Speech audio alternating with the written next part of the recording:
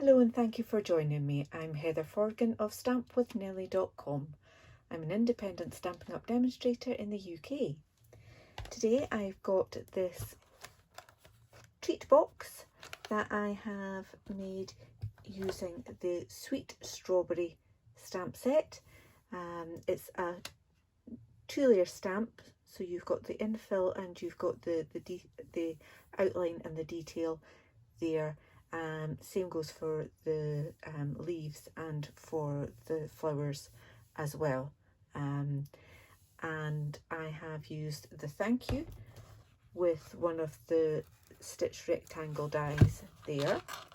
If I pull the ribbon down, open the top of the box, it says "That was so sweet of you," which obviously from the same stamp set, and I've used one of the stitch rectangle dies for that as well. And then inside I have a strawberry fondant chocolate bar. So you could obviously fill the box with all sorts of different little things and make the box to different sizes.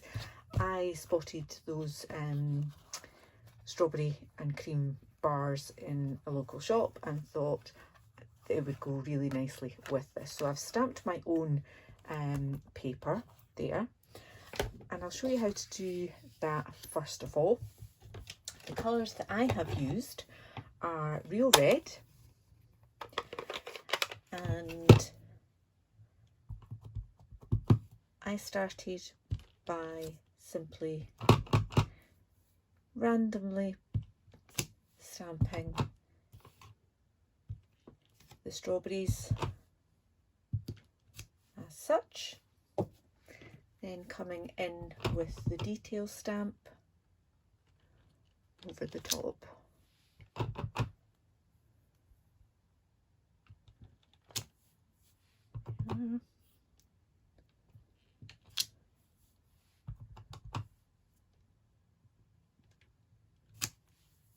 Okay, and then there are 2 stamps that you can use for the leaves. I decided not to bother, I just used the one, and I'm using Shaded Spruce for that.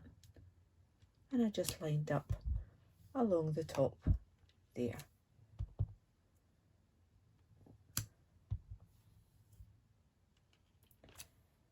And to fill in the gaps in between, I have used the outline flowers, and for that I've used Blushing Bride ink. So there's 2 different sizes, and I simply just stamp them, not worrying about overlapping, just trying to fill in as much of the background as I could.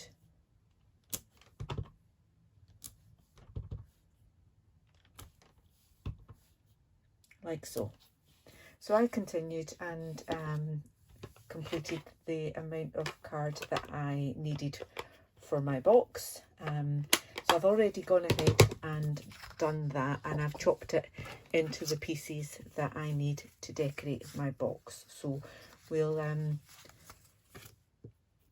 just go ahead and make the actual box first of all, and I've used Real Red card for that.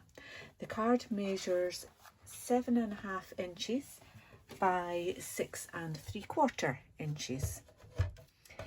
All of the measurements and the blog and the products that I have used for this project will be in my blog post. There'll be a link to that in the description bar below.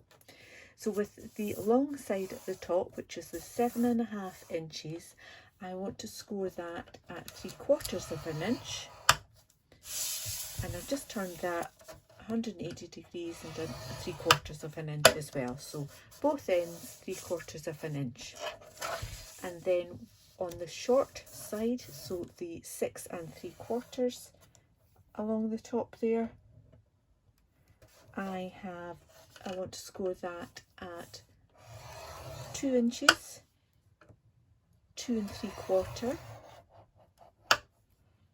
4 3/4, and 5.5, like that. Okay, just put that to the side and just reinforce all of those score lines, just making sure that you've got the edges lined up.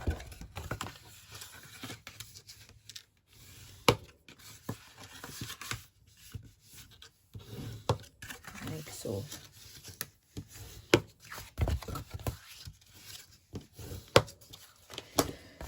So you will have a smaller panel at the top than from the bottom, okay? And what we want to do is from the smaller panel there, so that's the top and that's the bottom, I'm going to take out both of those sections there. Okay, so that's those top two on that side, and do exactly the same on this side here. So straight down those score lines to there. Okay, and that will form the lid of the box. Simply want to cut along those score lines and just wedge in to the little square there to help us fold that a bit more neatly. And the same again on the other side, just straight down and then chop in. Take out those little bits there. All right. I want to round these two corners, and I'm using my detailed trio punch to do that. There are little guides on that, so you just push it in as far as you possibly can, and that will round the corner for you nice and neatly. And then I've got my pieces that I want to add in. I'm just using multi-purpose glue.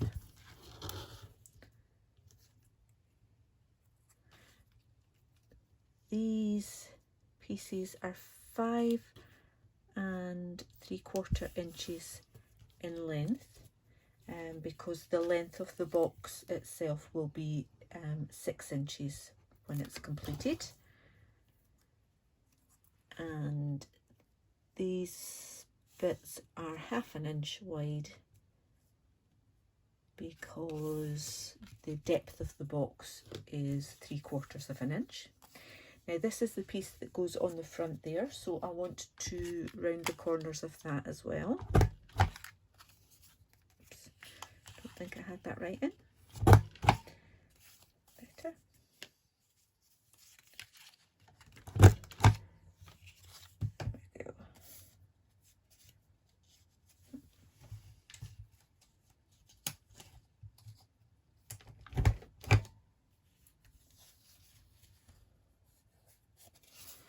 Okay, and that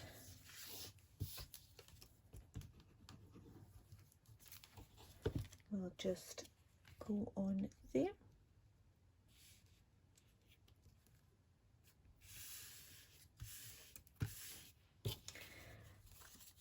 And these bits, I'll just quickly glue them in place. I'm going to leave these two little side pieces. So the pieces for the front and back are 1 3/4 inches by 5 3/4 inches. Like so. And because I rotated the strawberries while I was stamping, there's no it's not directional. So I'm putting glue on the inside of that tab, and I'm just bringing that up to glue that in place there. Okay, I'll do the same on the other one. So glue on the inside and adhere it to the middle section. And the reason I'm doing it that way is so that we can then put glue on here and here, and we can fold that down onto the box, and then we've got a nice rounded edge at the front there, with the joins being at the back. And now I can just put those extra little bits of paper onto the sides. Not quite, oops. You could obviously take a little bit more care and make sure that you've got the glue right to the edge there. And last bit.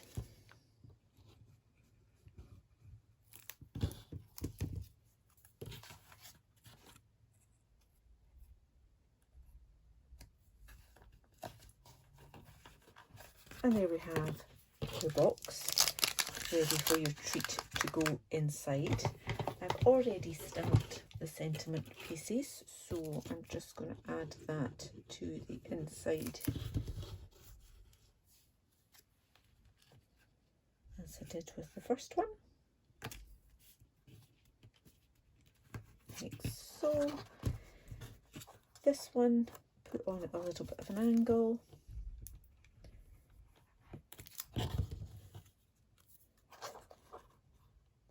like that. And then I am using the double stitched satin ribbon.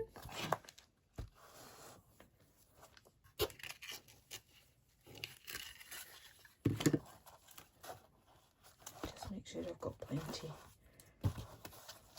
for my bow.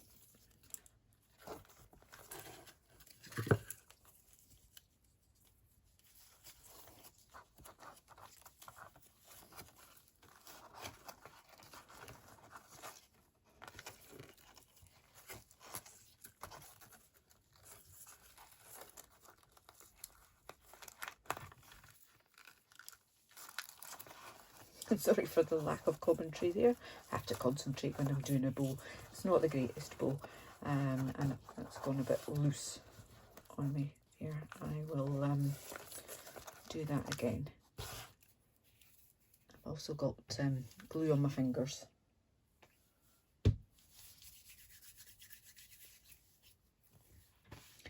Okay, so try again.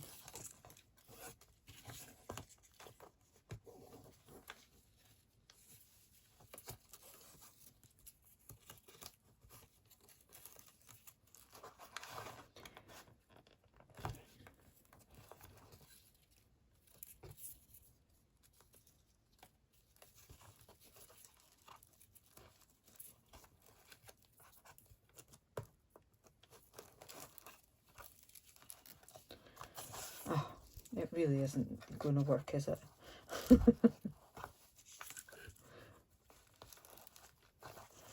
Right, I will play about with that afterwards to try and get my photographs to look nice and neat. But there we have it. We've got 2 gift boxes for some strawberry treat bars. Please do click on the description bar below to visit my blog. You'll find the dimensions, the score lines, etc., and a list of all of the products that I've used. You can click on any of the product links to purchase from my online Stampin' Up shop if you're based in the UK. If you've not already subscribed to my YouTube channel, I really would appreciate it if you could do that too. Until the next time, take care. Bye.